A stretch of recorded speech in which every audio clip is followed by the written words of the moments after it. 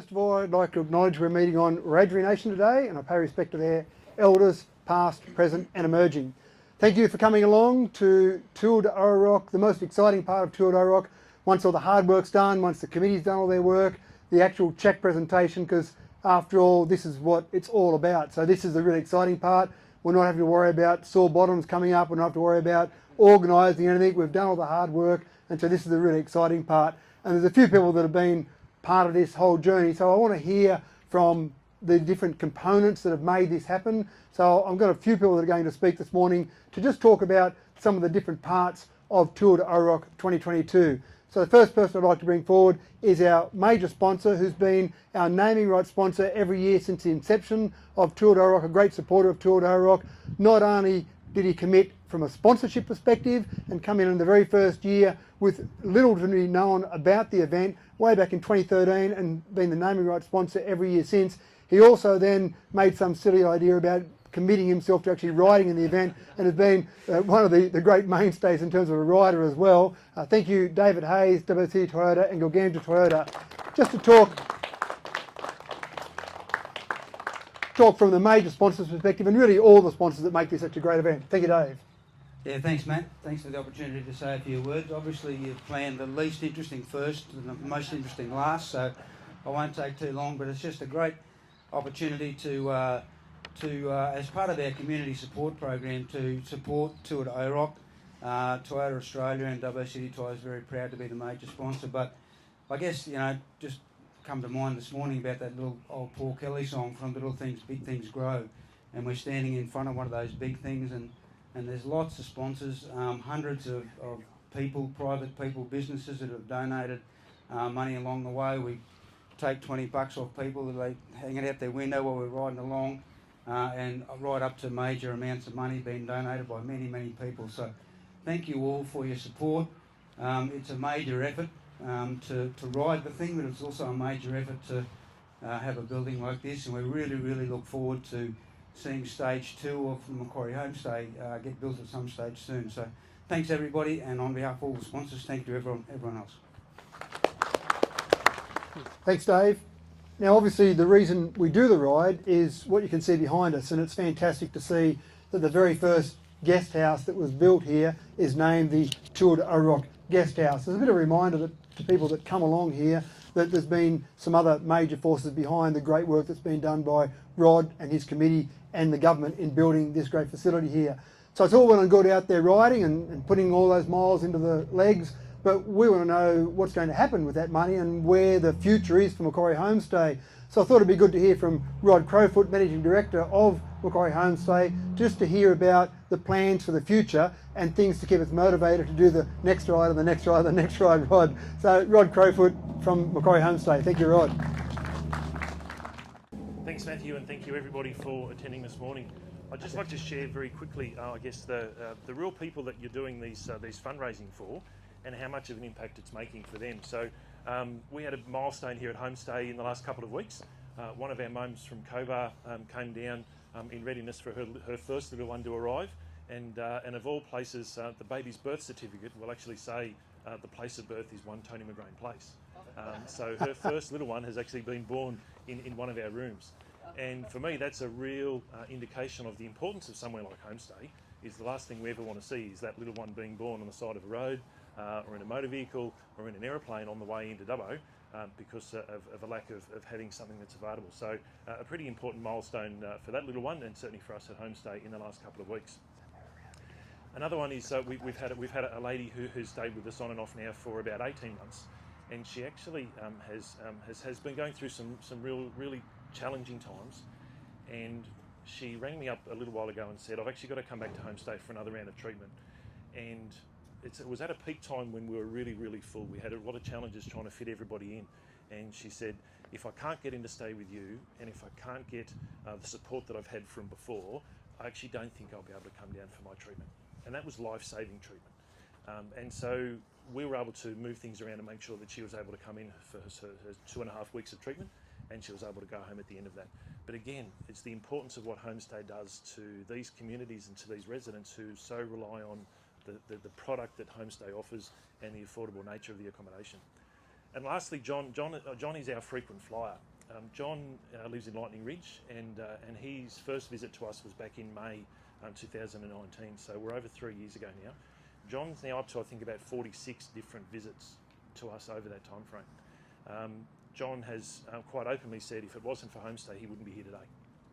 And it's through the investment that our donors and our sponsors and events like Tour d'Oroc make in actually providing the accommodation that is so needed.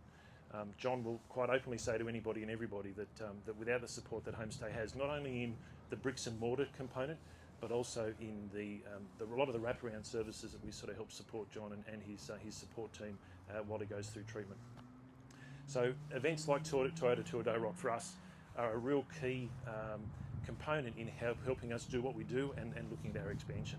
Out the back, for those that would like to join us for a cup of tea afterwards, there are our plans as to what subsequent stages will look like. And so we've got a big picture vision as to what our future needs to look like. We've got our 26 units, which we want to start to support the Western Cancer Centre. That's our priority accommodation precinct for next. We've got a general 14 patient unit area that we need to build, and we've also got a 5 family unit component as well. So that'll actually take us from our current 17 units up to 63 units. And the reality is we could actually fill those as soon as they were built. That's what the pressing demand is. It's supported by the volume of people that we have to knock back on a daily basis purely because we can't fit them in. And so events like the ride and the fundraising that goes on with that helps support our applications to government, to philanthropic organisations and for private donors, and it supports our agenda in going forward. At this stage, many would know that we were an election promise with the federal government this year towards getting some money towards helping support our expansion of the oncology centre accommodation. So as Labor got in, we've got to sort of start that process a little bit more, and so a lot of those discussions are going. And ultimately, the pressure though for us is we actually can't afford to now wait just for government to come to the party. We actually have to think outside the box in how we do things. So our board have some decisions to make in the coming weeks and months around how we see that happen. But potentially we may look to, through support of Toyota Tour d'Oroc and the fundraising today, along with some borrowings that we will potentially have to do ourselves, we'll actually look at maybe starting the first stage of that next precinct ourselves early next year. But it's certainly, without the support we get from donations like this today, actually wouldn't allow that to happen. So it's actually really critical timing at the moment for us, because this money will be really, really well utilised in helping us support what we need to do next. So I guess on behalf of the guests that use us at Homestay, we certainly pass on their thanks to you all, certainly to those, the donors, the sponsors, all those that have contributed in some way, shape or form, has been really, really valued, and for many, many years to come, once we build the next stages, many, many people will get to appreciate and continue to acknowledge the support that everybody has made in part of this. So again, thank you from us, and thank you from all the guests that get to use us as well. So thanks again.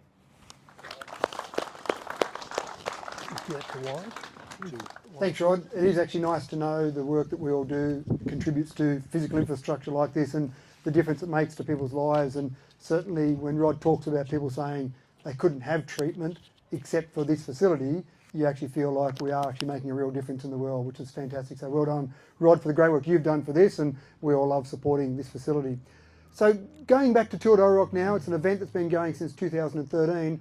One of the crucial things with any event that's an ongoing event is having nice, fresh, enthusiastic people to be involved in it. You don't want the same people being involved year in and year out. And so each year we advertise to see who wants to join our committee, and we manage to get new people on our committee each time, which is fantastic. And so one of the new people we have on this committee this year, or this event, I'm going to get to speak to you in a moment, but the organising committee, the great work they do behind the scenes, I just want to acknowledge the work that they do. But I want to hear from someone that was new on the committee this year, just to see the organisational process that goes on behind the scenes. It's all well and good for the glory of the riders out there on the bikes, but a lot of work's gone on behind the scenes. So I'd like to ask Warwick Campbell, a new committee member this year, to come forward and talk about the committee experience and the organisation behind it. Thanks, Warwick. Thank you, Matt. Matt, he spoke about, that it was advertised for people to assist on the committee. So I've done a little bit of bike riding in the past, but clearly haven't done any for some time. But I thought that's probably a good thing for me to be involved with. So I responded via email to Matt and said, look, I'd be interested. What's the process, etc. Now, knowing Matt's background, as you all do, I fired off an email, and I probably had only just pressed the send button when I had a response back from Matt saying, it's been an exhaustive process, but you've been successful in gaining position on the committee. So I thought, oh, that's pretty cool. So anyway, went along to the first meeting, very green. I've been involved with committees obviously in the past in various different positions and different roles, etc. Never been involved with Tour de OROC. Knew a little bit about it. Knew what it stood for as far as fundraising for this fantastic facility that I stand in front of today. Go along to the first meeting. It wasn't daunting at all. I mean, the people were very friendly. They've all done it before. For me, it was so well organised. As a committee member, basically we were given a task to do. I had a very small part to play. My role was simply to organise a lunch for the riders in Coonamble. That was pretty much what I had to do. Bear in mind, we want this all for nothing, because any cent that we're spending for accommodation or for meals, etc., is $1 less that we're able to donate. So I guess you go a bit with cap in hand to these people. In my case, I was dealing with the local council, and let me say, they couldn't have been more supportive. Nothing was a problem for them. They supplied everything, well, free of charge to us or to the ride. So from that perspective, it was very easy for the job I had. A lot of others had more complex jobs where they had to organise not only meals, but also accommodations. Obviously, we've got you've got riders out there, busting their chops every day, contributing and riding. So you want to make sure that wherever they land for the lunch or for the dinner or for accommodation, that it's always well organised. And so it was. But very often, you've got to go to, you're talking to local service clubs at different, you all know where the route was, or roughly. So they're talking to different service clubs, councils, and really looking for gifts, if you like, accommodation houses. As I said, we want it for free, let's be honest. So you've got to have a bit of a gift of the gab sometimes, but because it's been so well known, as Matt said, it's been going since 2013. This was supposed to happen last year, but we all knew the reasons why it's been delayed till didn't happen to this year. I'm not sure if it's going to be 2023 or 20. That's nodding, so obviously it'll be next year, which is obviously 2 years from when it was supposed to happen in 2021. In 2019, sorry. So I guess from a committee's perspective, a lot of the committee members actually rode in the event, and as I look around the people now, I can see many of those. That wasn't me, so my job really was made fairly simple to do that. But from a committee's point of view of about a dozen, because it's been so well structured over the years, it actually wasn't that big of a job. I know it's something that has to be done because there's got to be someone behind the scenes, otherwise to push these things and drive them, otherwise they don't just happen. To Matt, ran a very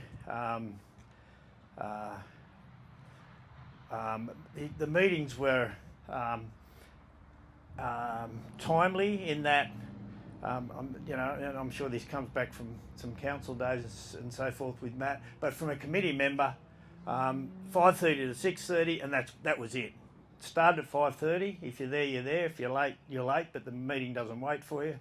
Come 6:30 in this case, or whatever time it was due to finish, it finishes. So it's very well organised, very well structured. A lot of other people have been on the committee for many years, are very aware and know the logistics and those sorts of things. I won't get into that because I know there's some other people going to speak about logistics and transport, etc. But for a committee, it was a pleasure to be involved with Matt and the crew for this year.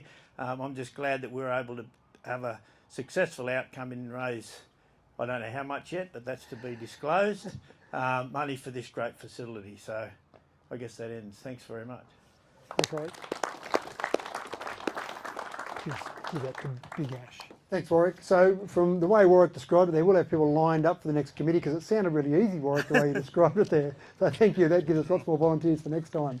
So that's the precursor. That's the sponsorship. That's why we're doing it. That's the committee. So let's get into the ride now. And there's two people I get to talk about the ride.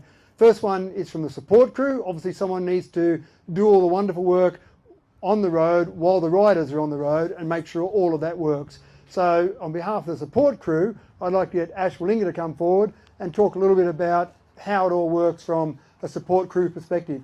Normally it's the Ash and Locke show. I do apologise, Locke's couldn't make it today, so we've got to have some way of controlling Ash. I'm not sure what that'll be because Locke normally controls Ash somewhat, but I'll hand over to you, Ash, and see how we go.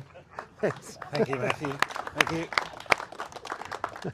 And I do apologise for Locks because if he's here, I would not be speaking now. So it's my opportunity. Now, to kick off this year, there was a good take-up of riders, which was about 30-odd riders, which meant to get a traffic plan, control plan through the police, we had to split up into 2 pelotons. So that involved, I'll just give you an overview of what it involved, say 15 riders in each peloton. You need the vehicle in front of the first one, they were A and B, vehicle in front of the A peloton, a vehicle at the rear of the A peloton. The B peloton, the similar thing, a vehicle at the front, a vehicle at the back. They then left the A peloton, put your hand up on which peloton you wanted to go on. The strong riders were encouraged in the A peloton and the weaker riders in B. So you would automatically think that A group took off and B was struggling. It didn't happen that way. They were very good, the peloton in A. They made sure that they looked after the B peloton even though they weren't riding with them. So how did it work then? Every 30 kilometres they'd pull up for a spell. To keep the timing in there, what it basically meant was that when the B peloton arrived at the scheduled stop, 20 minutes after that, the A peloton took off and then the B peloton took off straight after them. So you sort of caught up everything. Now, to make that happen is not necessarily easy. So Pam Dickerson was in the lead vehicle. She was also the timekeeper because we had appointments in nearly every town we went to, whether it be lunch, whether it be dinner that night, or whether it be to meet some people. So it was extremely important that you stuck with the time. So Pam was at the front, and then you had Barry Hildebrandt behind Pam. Then you had Sean from Cara, and then you had Sam Peacock, and Sam was sort of the bit of mechanic. He had a trailer on. If anyone fell by the wayside, you threw them on the trailer and fixed them up when you got the next one.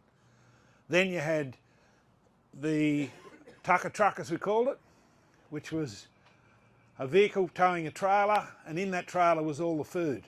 So the role of that vehicle was to go ahead approximately 30 kilometres, then we'd pull up on a safe spot on the side of the road, set out the tables, we had some stools not dissimilar to what's in front of us here, set them out. What it involved there then would be Trying to wreck the place, mate. I've got no chance of falling down the hole anyway. But what we'd do, we'd set out the table, and if I just went along the table for you, first up on the table there'd be cold drinks, cold water and ice, and then all rehydrates. Then you had sunscreens, whatnot. Then you had drinks in the way of hot thermoses, coffee, tea, chocolate if they wanted it. Then you had another trays of all different sorts of fruits, nuts. Then you had bread with sandwiches, whatnot, and that'd be then going through. Then you had tin food if you want tuna, baked beans, anything, and you had nut bars, chips. The whole wasn't a bad spread actually. Some of them, some of the support crew put on weight, the riders lost. But notwithstanding that, so that had happened every 30 kilometres, the whole way around the 1200 k's for 6 days. So you'd have to get up a bit earlier than the riders to get everything ready. When you'd get there, you'd have to refill water, ice. I mean, it was funny. We went in March, and I think the hottest day last summer was the second day we were on this ride, the whole there. And it was just fortunate that we were going to run out of ice between Coonamble and Walgett. and you wouldn't read about it. A mate of mine went past in the car. So we called him up and said, mate, can you duck in the wagon and get us 10 bags of ice? So we got out of trouble there. But I think we went through about 120 bags of ice over the 6 days, about 500 or 600 litres of water. So you can see how taxing it was on the riders, because they had to ride. Bear in mind, they're doing about between the average speed, say on the A peloton was about 28 to 30 k's an hour, and the B one was anywhere between 25 and 28, because I think for a couple of days there they were blowing wind right up the arse of the A peloton, the B peloton, so they were going really well. But anyhow, apart from that, that just gives you a bit of an indication on sort of what's involved. Thank you. Thanks. Can you give that? Thanks, Ash. And Ash didn't mention, by the way, that those 4 vehicles on the front and the back of the pelotons and the vehicle that Ash was driving were all Toyota supplied, in addition to the cash that Toyota supplied in terms of sponsorship. So thanks, Dave, for that. They were all driven very carefully, very low speeds, I'm sure. But yeah, so Ash and the support team did an absolutely fantastic job looking after the riders. So before we actually do the Cheque presentation, I thought it might be good to hear from the riders, the people out there doing all the hard work on the road and seeing how well they were looked after. Ash talked it up and said it was a fantastic support crew and did a great job, but I thought it might be nice to hear from Simon Friend, just to hear about the rider experience and whether the support crew did really look after the riders as well as Ash believes it looked after the riders. So Simon Friend, thank you. Thanks for Ben O'Brien for throwing me under the bus to do this. I'm not as polished as everyone else, so I excuse the notes.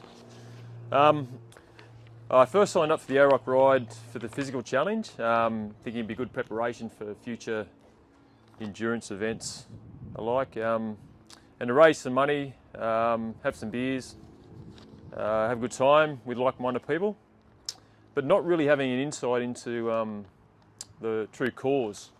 I have been here a few times with work as a paramedic, and actually the lady that delivered not so long ago, we were here not long after, and they say you must see some bad things as a paramedic.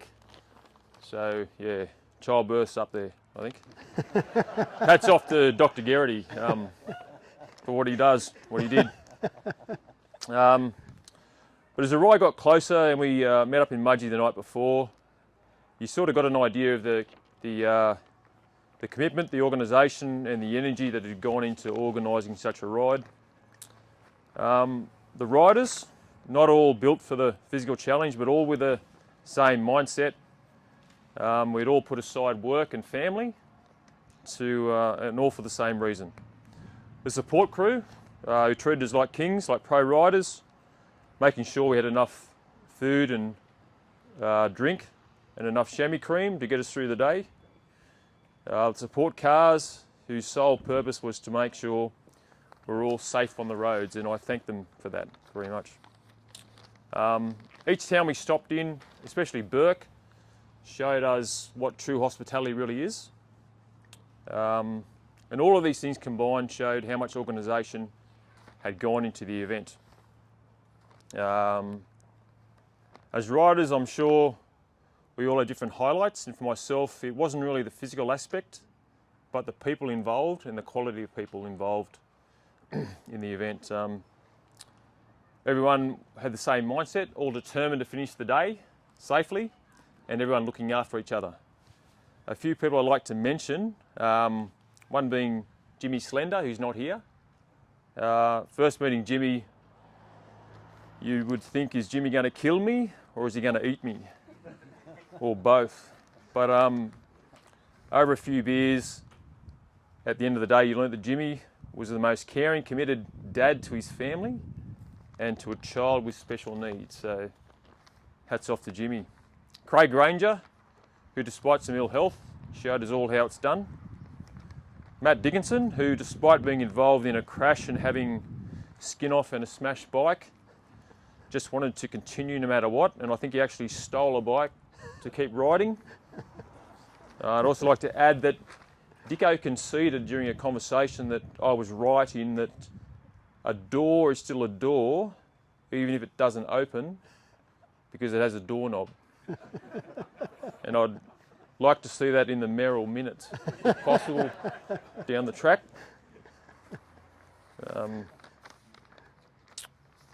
Also to Chris Dare, Ben O'Brien and John O'May for their pointless but entertaining conversations about nothing. David Hayes, possibly the most generous, polite man you'll ever meet. And one of the highlights, I think, was day 4, riding in the B group from Burke to Cobar, the last 100 kilometres into a headwind. And it was just silence, determination that everyone got to Cobar in one group. Thanks for that. That was probably one of the most special afternoons, in the whole ride. So thank you. And thank you to the riders, organisers, and those that contribute behind the scenes for organising such a great event. Thank you. Simon, in my defence, the bike that I stole was David Duffy's. He had been knocked out, but he vaguely nodded when I said, "Can I have a lend of your bike, please?" So, not sure if his eyes were open when he did it, but I'm sure Duffy said yes, and eventually you found your bike later on. So thanks, Simon. It's always great to hear someone of Simon's calibre and Simon's experience talk about the ride and what it meant to him. So before I hand over to Tony to do the cheque presentation and actually announce how much we raised this year, I also just want to make mention we do give a prize for the best fundraiser in the event as well. And I'll just make a couple of honourable mentions. John Curley raised $7,234 on his own, so fantastic, John. So these are people that on their own fundraising page go and encourage people to raise money. So these aren't donations from their business or, for example, Dave Hayes with naming rights. This is people that go along to their page and donate. So that's a fantastic effort from one individual. Trudy Griffiths, who isn't here, Trudy Griffiths is from out at Cobar, raised $9,000. Dave Hayes, in addition to sponsorship from his company and his business, also had people contribute an additional $12,246. But the number one fundraiser, and congratulations for the second event in a row, with $20,725 from one individual fundraising, was Andrew Graham. Congratulations. So a fantastic effort. Thanks to lots of people that contributed to you, Andrew. That's the sort of fundraising efforts that some people make, which is absolutely fantastic. So the last person to speak this morning is the President of the South Dubbo Rotary Club. This is a project of the South Dubbo Rotary Club, one of the many projects that the Rotary Club undertakes. There's another event starting at the end of this week called Destination Outback, which is another great fundraiser that we have across the club for the entire community. But Tony Garrity is in the fortunate position to be president at the moment, so he gets to hand over the cheque to Rod Crowfoot. But we'll just hear from Tony Garrity first. Thank you, Tony. Thank you, Matt. I have to say I'm a proud participant in the last two events in the Tour de OROC, and I think I did better this time around than I did the first time around. I think I've mentioned before in one of these meetings that I was motivated to do so, having been part of the Patient Care Review Committee at the hospital.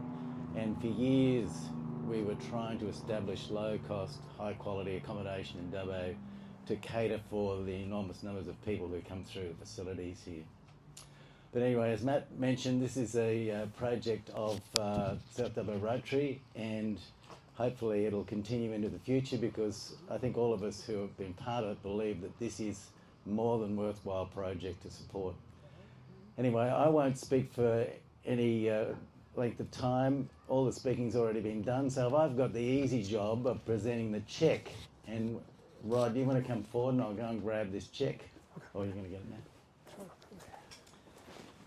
So thanks to the Herculean efforts of fundraisers, riders and committee and all involved, I'll hand over a cheque to Rod for $177,500.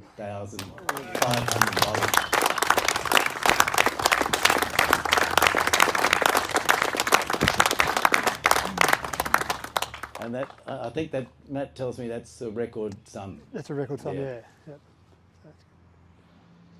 Where's your bike, man?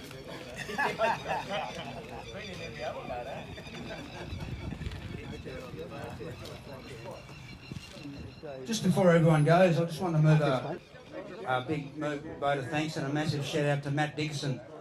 This ride doesn't happen without organisational skills, and Matt certainly has those, and he showed great leadership again through the whole ride, right from the inception of the start of the ride. So I just want a round of applause for Matt Dickerson. Thanks very much, mate. Well done.